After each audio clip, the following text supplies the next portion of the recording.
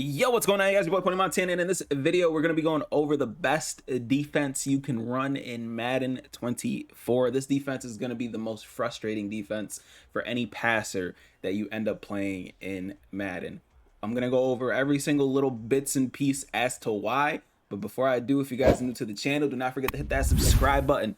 Like the video, comment down below, hit that noti bell so you guys never miss an upload. And if you got nothing to say down below, just comment FTA. Stands for the algorithm, and it helps push these videos to more and more people. So let's keep that subscriber count going. Let's keep them likes up. Let's keep the engagement up on these videos. So today's video, X factors, pre-lit X factors. This is going to be a Madden Ultimate Team based defense, because you are going to, again, Madden Ultimate Team, you get to customize a lot of stuff. And of course, the way that Madden is, we try to find the best combinations to make defense or offense easier or harder on the offense if you guys are playing defense. Today's video, this is going to be the hardest thing that passers are going to have to face in Madden. Now, let me go ahead and hide my face here so you guys can see the full screen. And this is going to be a man coverage based defense. Now, in previous years, man coverage ended up being one step ahead, deep route KO, medium route KO. And right now, I'm going to combine it with the best X factor for all of those. Everybody has like a pre-lit X factor now. And the best X factor, in my opinion, is bottleneck. For those of you guys who don't know what bottleneck is an X factor which allows you to dominantly win man press attempts. So that is exactly what we're going to be running on all three of our cornerbacks. So on the defensive side, we're simply just going to come out in any kind of nickel formation.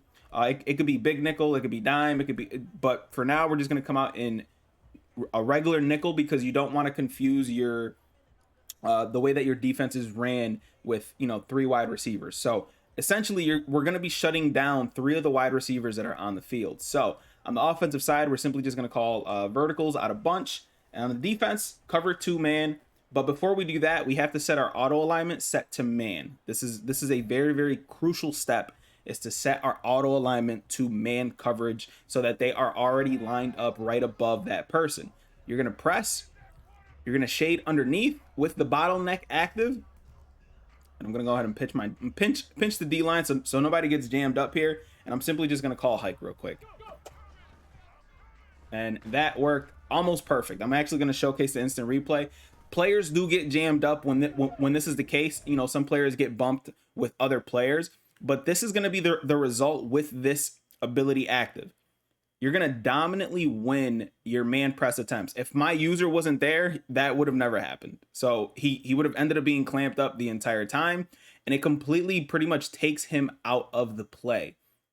Why is this important, and why is this something that you guys should be utilizing if you guys are playing Madden Ultimate Team still? Well, because right now we got one guy here that ends up being taken out of the play. He's not burning him. I'm shading underneath and he's not getting burnt.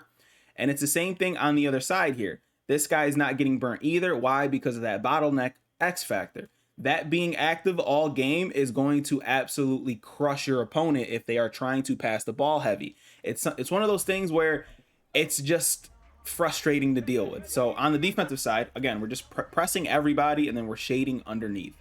Very, very simple. And I'm gonna keep my user out of this. Let's not forget the shade. And once you do that, as you can see, look at how clamped up those guys are. We're shading underneath, which means that the only two players that you're gonna have to focus and worry about is the tight end here and the running back coming out of the backfield. So again, the way that we play defense, no matter what it is that we're doing, we're going to simply try to disguise whatever it is that we're coming out with, whether we're blitzing, whether we're doing whatever. So say we have a nice little blitz that's set up, right? And right now we're running, let's just switch the defense into some kind of cover two, and we're coming out, and all we're doing is trying to send as much pressure as possible. So they call hike, boom, pressure comes in, we're screaming at them, right? Very, very frustrating to deal with if you're an offensive player. And then the very next play, we send the same exact setup. Actually, we're gonna highlight this guy. We send the same exact setup, but this time we're simply just sending. And if they throw anything, everything is clamped up except for the running back route, because that's supposed to be my assignment. But again, they send anything, all of our guys are gonna sit there and clamp up their opponents. Now, abilities that fare amazingly well with this X factor, the bottleneck X factor. There's only two of them that I think work really, really well against it. Inside shade, and that's actually what I currently have on this Bo Jackson here. He's got inside shade on him. And then bench press.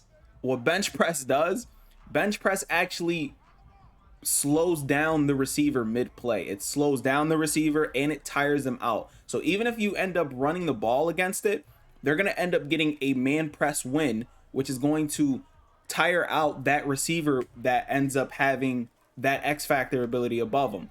That is going to end up completely taking that player, that whoever it is ends up pretty much not knowing what to do. And if I throw that, look at where Bo Jackson's at. That's the CPU making that play.